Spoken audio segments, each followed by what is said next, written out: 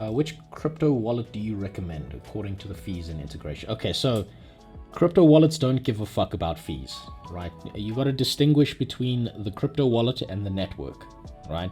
So the wallet, the hot wallet I use, there's different types of wallets as well. So there's a cold wallet, which is for cold storage.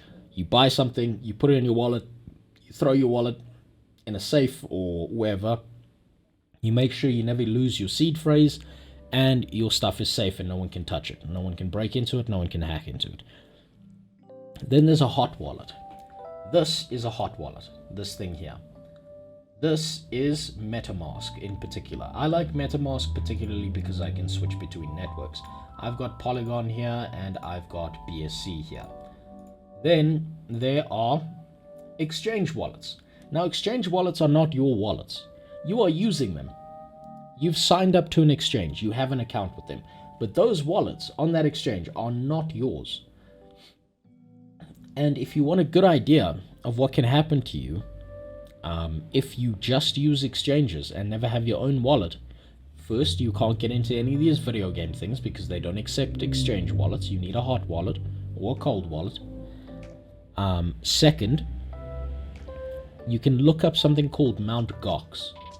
You always have to remember that an exchange is for exchanging, not for storing value.